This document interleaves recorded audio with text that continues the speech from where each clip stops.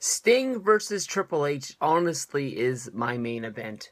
This is the match that I care the most about, but I will honestly say with the Sting promo, you can debate all you want. If you think it was Sting or if you think it was somebody else, some people have come out and said that they thought the Sting promo for Monday Night Raw was read by Dolph Ziggler.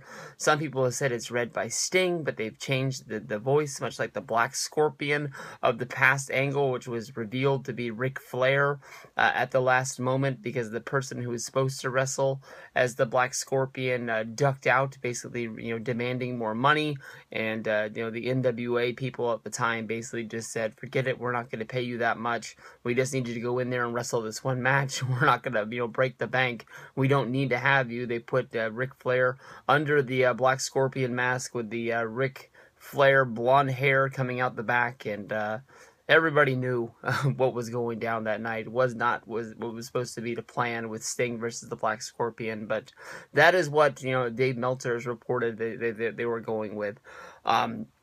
Honestly, in my mind, when I think about Sting versus Triple H and the match that's going to happen, I think it's not the dream match that everyone was, waiting for Sting finally to come to the WWE. I don't think that when Sting was a downloadable character on the WWE video game this year for the first time, I don't think people went running to get the game, come home and say, I'm going to play Sting versus Triple H. Sting versus Undertaker was the match that everybody wanted, but I've listened to a lot of people talk about this match at WrestleMania and why Triple H has chosen himself to go out there and wrestle Sting is the fear that Sting and The Undertaker have, rode one of their last rides in their career. Basically, their careers are coming to an end, putting, two older guys in the ring against each other, which, they have a lot of pride. They're going to go out there and try and have the best match they can.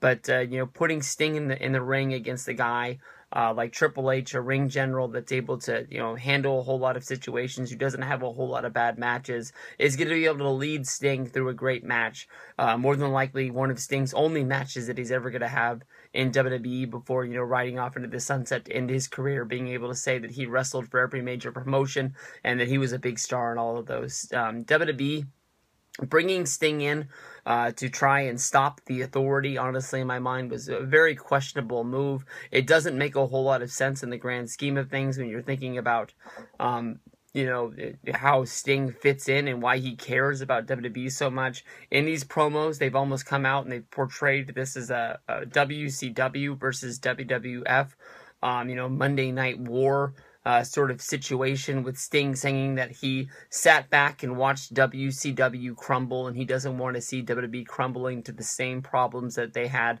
with basically the inside person, Triple H, not knowing how to run the ship, and him and Stephanie, cruising the Titanic through the oceans, trying to go as big as they can, crashing into an iceberg, thinking that the ship is unsinkable. Sting has been in a big company that a lot of people thought, would last forever. And just like, Larry Zbyszko says, is the day you killed WCW, you killed the Golden Goose.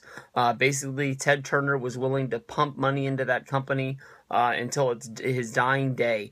And you can debate whether if you think it was one of the mergers that sunk the ship with Turner falling out of power of his own company, or whether if it's just somebody finally just looked at the checkbook and what Vince Russo and Eric Bischoff were doing, and noticing that there's a lot of money coming in, but there's a lot more money going out. All these big guaranteed contracts, tons of wrestlers under contracts that aren't even being used on shows. Of course, the Macho Man's brother, Lanny Poffo, was once signed to a WCW contract, I believe for a 3-year deal. Was never called to work one time. Never went to a TV taping, never went to a pay-per-view, never went to a house show, never did any kinds of, promotional things. Just signed a contract, went home, sat on his couch, collect that money. That was WCW for you. I bet you that the people that were in charge of the contracts didn't even know the names of the wrestlers that they were signing them to the deals. They just were going out and trying to sign everybody, basically thinking that they had everybody under contract. They wouldn't be able to work for the rivals WWF and ECW and anything else like that. Basically, Sting saw the good, the bad, and the ugly of his own company, and when it closed with that last Nitro, I know that people have been reliving the Monday Night Wars with the Monday Night Wars series that WWE ran. They've been watching the Nitros. And you can see, I mean, how good Nitro once was. And I haven't even gotten into, when the NWO starts, and that's basically just pouring gasoline onto the fire, making that a real hot time. And you can tell, I mean, if you watch Raw and you watch Nitro, those guys threw punches at each other, threw promos back and forth, basically trying to top each other one, because they wanted us sitting at home to make sure that we stayed either on the USA channel or on TNT, not wanting to switch back and forth. Now, the Monday Night War ended in 2001. Here we are in 2015, heading towards WrestleMania 31. All these years later, 14 years. Where does this fit into Triple H versus Sting? Sting, left WCW and he went home. He did a few of the Australian All-Star tours. And, I guess wrestled just a little bit here and there, but making big news when basically people thought this guy was retired, going and signing with TNA, helping them get their Spike TV deal, and, bringing a whole lot of eyes to the product. Sting is a guy that, carries a lot of demand. People really like this guy. He's been one of their favorite wrestlers through the Surfer days and definitely through the Crow NWO days. People looked at him as the hero of WCW to stand up against Hulk Hogan and the NWO when nobody else would. And that still carries into today. People really like that, black and white character, hanging out up in the rafters of the arena, just looking down. Every once in a while coming down and swinging a baseball bat and fighting off the NWO guys. But really, Hogan and Sting never really touched.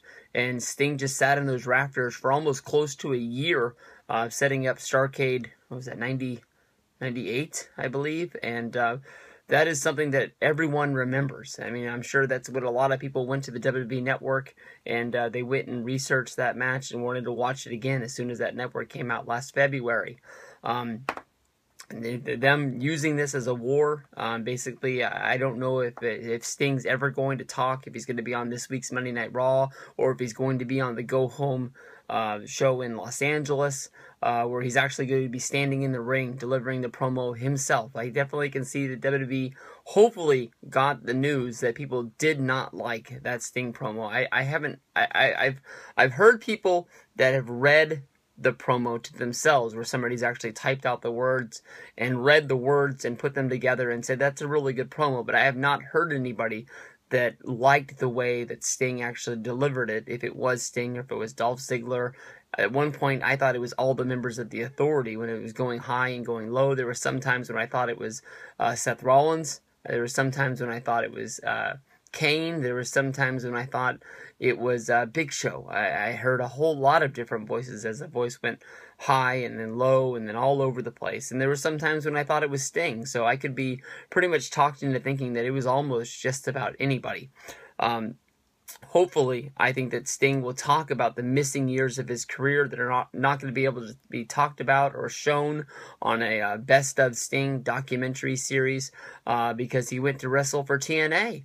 And is this something that maybe Sting will mention in one of his promos that, not only did he watch WCW, crumble and fall, he saw TNA build itself up to being a strong company as well, and then basically being run by Dixie Carter, run to the point of where it was starting to crash and burn itself. They really dodged a big bullet with TNA being able to sign with Destination America, but because of the Destination America move, they lost a lot of stars. They lost Hulk Hogan, they lost Sting, they lost Bully Ray, and those are three of the big guys that TNA was really built around.